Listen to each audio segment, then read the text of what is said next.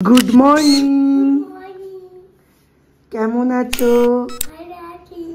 Welcome back to Jinia blogs. Jinia ব্লগসের নতুন একটা ব্লগে তোমাদের সকলকে অনেক অনেক ওয়েলকাম। মনে হচ্ছে আকাশটা এইবার আরও একটু ঝকঝকে তকতকে হয়ে গেল।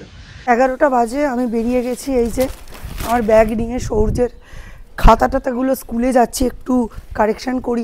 কয়েকদিন না এত গরম পড়েছিল, গাছপালার ওপরেও যেন কিরকম একটা ধুলো ধুলো আস্তরণ পড়ে গিয়েছিল।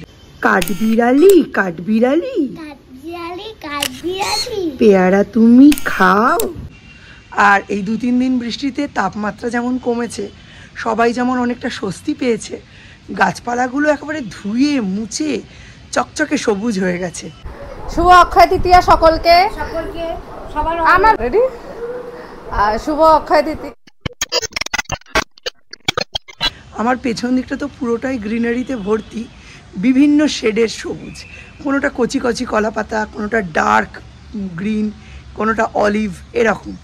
আমার ছাদ বাগানেও তো বৈচিত্র্যের শেষ নেই, কিন্তু তার থেকেও দূরের দিকে তাকিয়ে যখন ঝকঝকে নীল আকাশ আর একদম সবুজ সবুজ গাছপালা দেখছি, গায়ে যখন ঘাম মুছতে হচ্ছে না, মনটা আনন্দে ভরে যাচ্ছে একেবারে।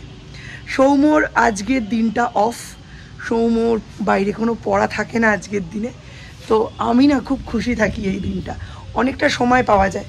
তবে আজকে খুব একটা সময় পাওয়া যাবে না, তার একটাই কারণ, আজকে হচ্ছে সৌর্যর খাতা চেকিংয়ের দিন। যেটুকু কাজ টুকটাক বাকি আছে এই সপ্তাহটা তো পুরোটাই সৌম্যের রেজাল্ট পারপাস একটু ঘেঁটে গেছে। সৌর্যর কাজগুলো খাতায় ঠিকমতো টোকা হয়নি, ওকে দিয়ে করানো হয়নি। এবার ওকে দিয়ে না করালে আর ও কী করে করবে, অ্যাবসেন্ট মার্কিং হয়ে যাবে। ওই জন্য এখন সকালবেলা ওকে লিখতে দিয়ে আমি ছাদে গাছগাছালিগুলোকে একটু দেখতে এসেছি। বেশ ভালো লাগছে, সকালবেলা উঠে এখানে একটু সময় কাটালে আমার মনটা খুব ভালো হয়ে যায়। ও মাই গড, দূর থেকে যখন এই গাছটা দেখি না, মনটা ভালো হয়ে যায়। কিন্তু এই বাড়ির লোকগুলো এত কিপটে, একটা গাছের ডাল পর্যন্ত দেয় না। দিলে আমাদের বাড়ির ছাদ বাগানে আমি এটার একটা চারা করতাম, চাইলেই বলে কি নেই, পাচ্ছি না। অথচ দেখো পুরো ছাতের ওপরই ওদের ডাল। এই যে আমার রসুন লতা এবার আঁকশি ছাড়ছে, এইবার একটু সাপোর্ট দিলে এটা অনেক বড় হবে। লতানি গাছ তো সুন্দর ফুল দিয়েছে। সূর্য এখনো জানে না আমি ছাদে, জানলে না ঝটপট লাফিয়ে চলে আসবে। আজকে মিস্টার বিশ্বাসকে কাবুলি ছোলা, সয়াবিন দিয়ে একটা তরকারি আর লুচি করে দিয়েছি, আর ছাতু খেয়ে গেছে। আজকে সকালের দিকে ভালো কিছু করতে পারিনি। ইদানিং এরমই হচ্ছে, অ্যাকচুয়ালি মনের মধ্যে না একটা মানে দোটানা, একটা উচাটন মতো রয়েছে। যতক্ষণ না দ্বীপের সব কিছু মিটছে ততক্ষণ আমি ঠিক শান্তি পাচ্ছি না। কি লিখলে?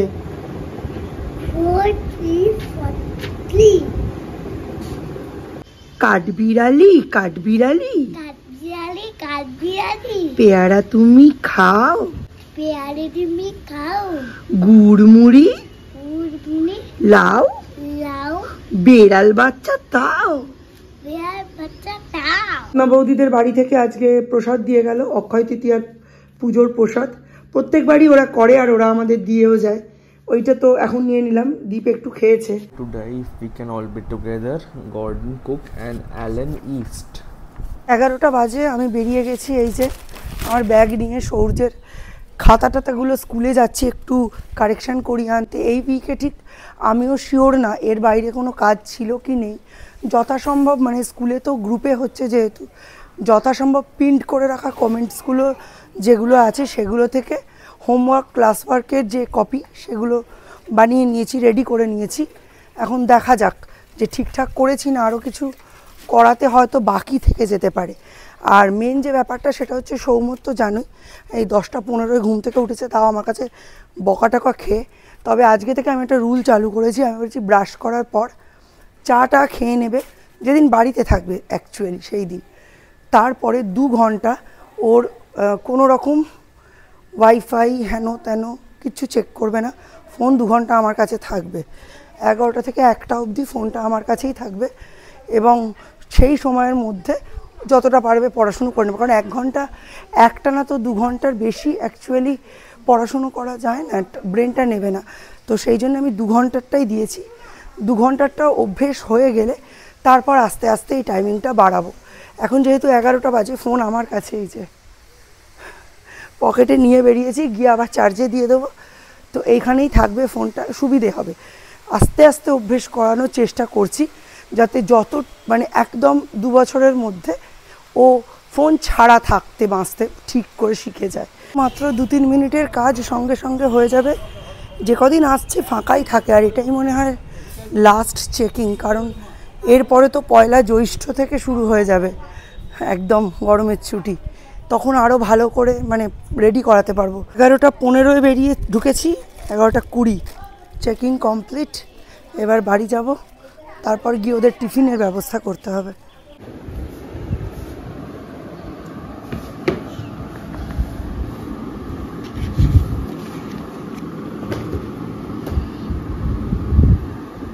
আবহাওয়াটা বেশ মেঘলা মেঘলা সুন্দরই আছে, কিন্তু হাওয়া খুব একটা চলছে না, একটু দম বন্ধকর অবস্থা।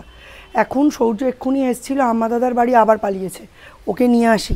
সরস্বতী দি কাজ ছেড়ে চলে গেছে। আর দীপ বললো আমি ফ্রাইড রাইস আর চিকেন খাবো। মাংস খাওয়ার আর শেষ নেই। 6 তারিখে রেজাল্ট বেরিয়েছে, 6, 7, 9 পরপর বিরিয়ানি খেয়েছে।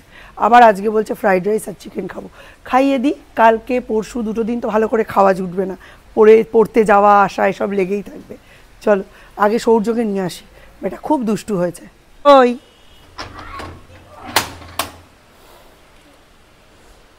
এই যে তেলাপিয়া মাছ মুড়ি ঘন্ট দিয়ে ভাত খেয়ে এবার বাড়ি যাচ্ছে। সবজি টবজিগুলো এখানে ভেজে রেখে দিয়েছি, গাজর, ক্যাপসিকাম, পেঁয়াজ, একদম ঘরোয়াভাবে করব। আর এখানে ভাতটা হতে দিয়েছি।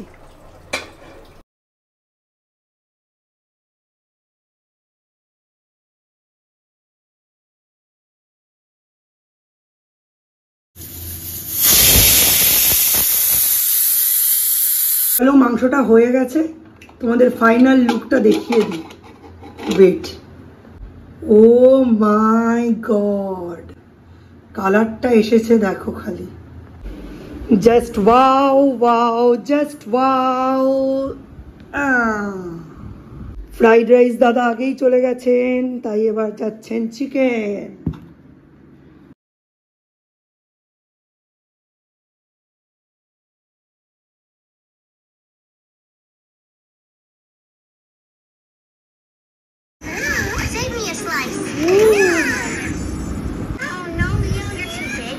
উঠে বস।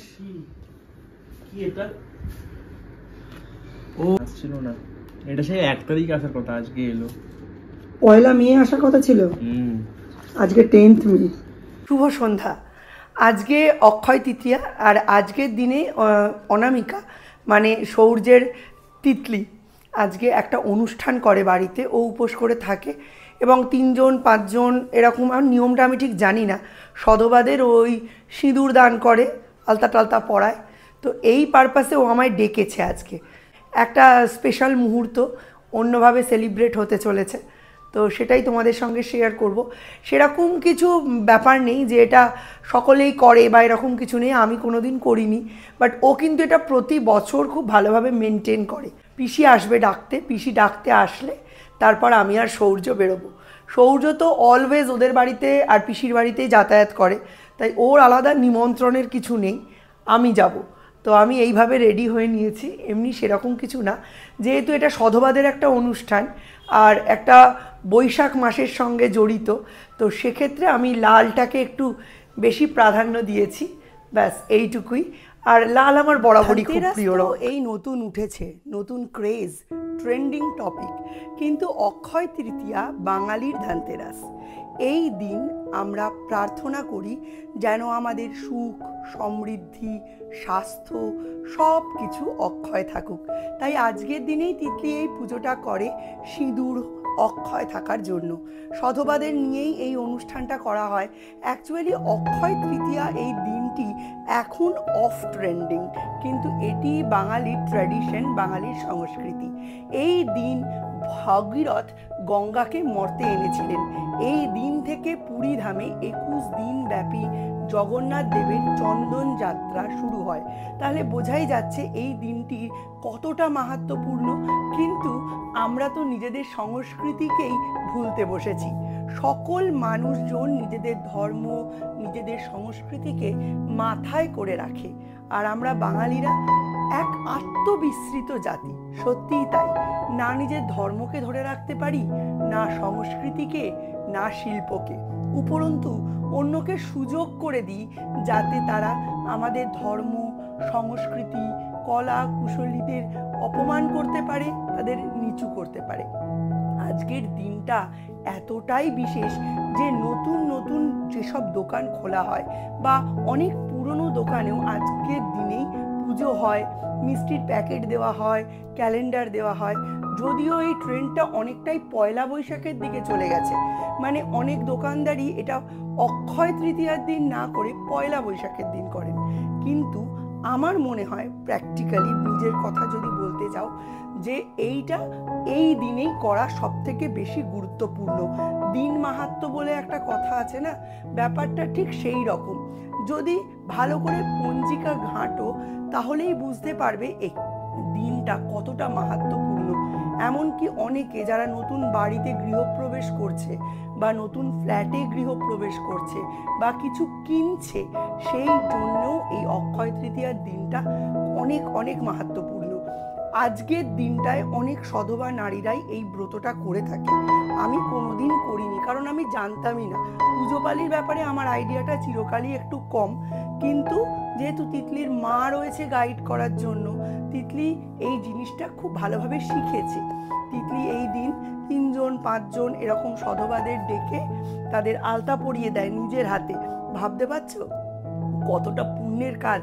তারপর তাদের সিঁদুর দেয়, ঠিক যেন দশমীর সিঁদুর খেলার মতো মনে হয়।